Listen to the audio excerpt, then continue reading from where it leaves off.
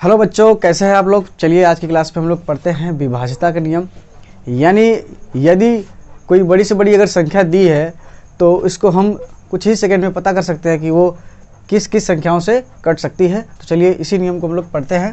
जैसे हम सबसे पहले पढ़ेंगे 2 से विभाज्यता, यानी कौन सी संख्याएँ 2 से विभाज्य होंगी।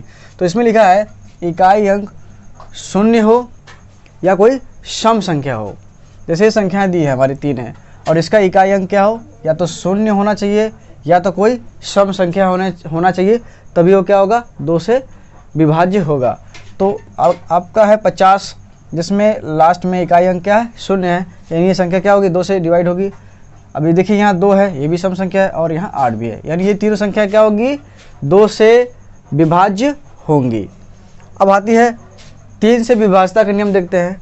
इसमें लिखा है सभी अंकों का योग 3 का गुणज हो, यानी इसमें संख्याएं दी रहेंगी और हम सबका योग करेंगे। तो चलिए योग कर लेते हैं, यानी 1 + 2 + 5 + 4।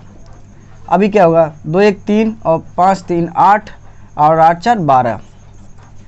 ये अगर ये 12 योग करने पर अगर ये 3 से कट जा रहा है, यानी ये 3 का गुणज है, तो ये पूरी की पूरी संख्या क्या होगी 3 से विभाज्य होगी।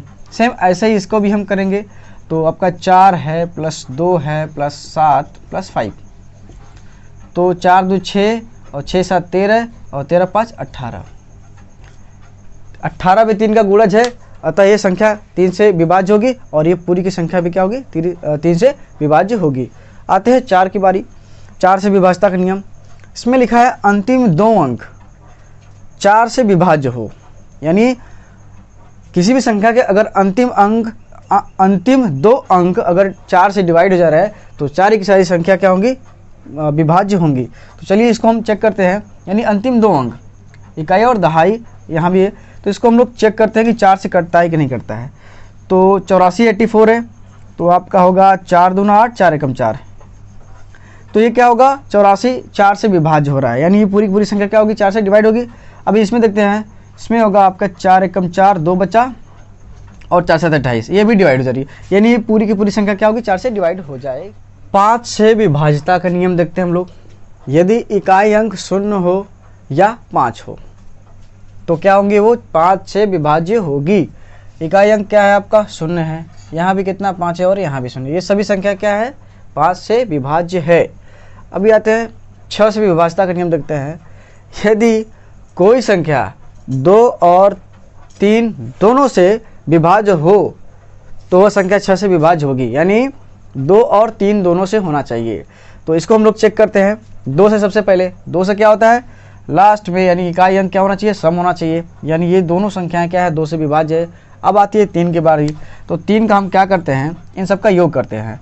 तो आपका देखिए योग करके देख लीजिए, 5 4 9 और 9 6 15, और ये 3 का गुणज है, जी हाँ बिल्कुल है, यानी ये संख्या 3 से क्या है विभाज्य है।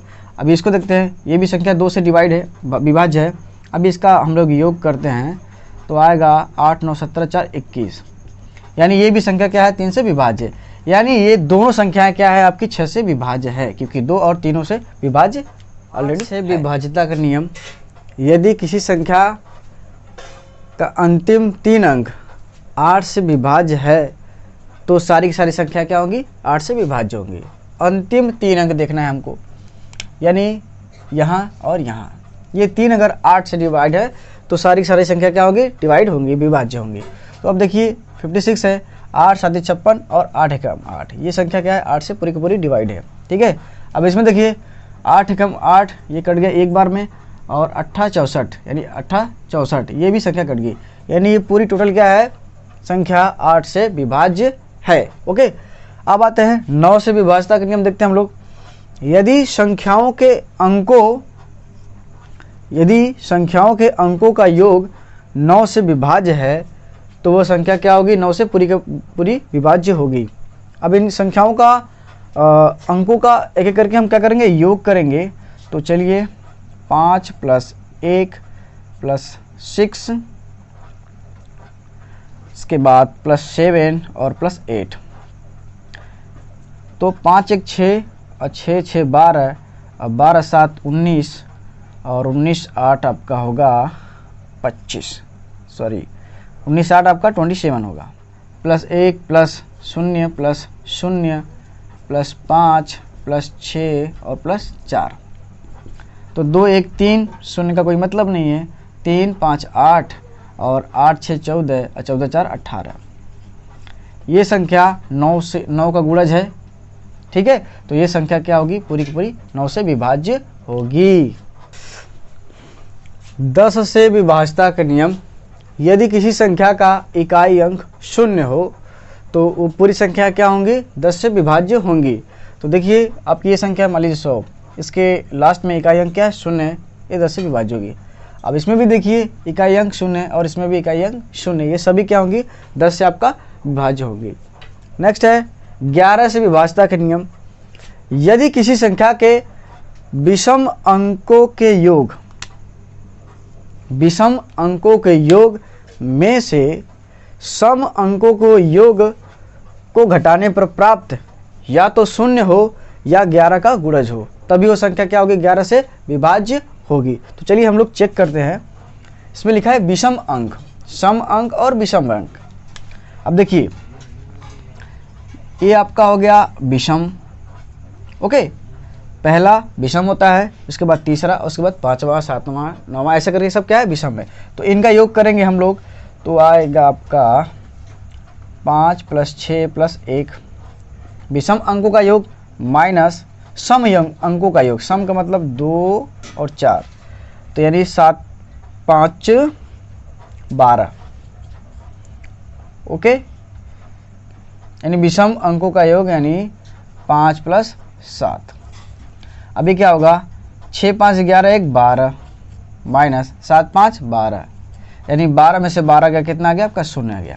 जबकि यहाँ लिखा है प्राप्त क्या हो, 0 हो, तब भी 11 से विभाज्य होगा, अगर 11 का गुणज है तब भी विभाज्य होगा। तो ये संख्या क्या है, 11 से विभाज्य है। नेक्स्ट इसमें देखते हैं हम लोग विषम अंकों का योग, यानी ये विषम ये भी है और ये भी है। तो चलिए सम अंकों विषम अंकों का यानी 1 + 7 और +3, ये हो गया विषम अंकों का योग, माइनस सम अंकों का योग, सम का मतलब ये है 5 2 और 4, यानी 5 + 2 + 4, इसका 7 1 8 3 11 माइनस 5 2 7 4 11, यानी 11 में से 11 गया, 0 बचा, यानी दोनों का 0 गया, यानी ये पूरी की पूरी संख्या क्या होगी, 11 से विभाज्य होंगी। तो बच्चों ये आप लोग के लिए होमवर्क है, ये 4 सवाल दी गई हैं, जिसका प्रयोग करके आप लोग बताइएगा कमेंट बॉक्स, इसका आंसर आप कमेंट बॉक्स में करिएगा कि ये संख्याएं किस किस संख्या से विभाज्य है। तो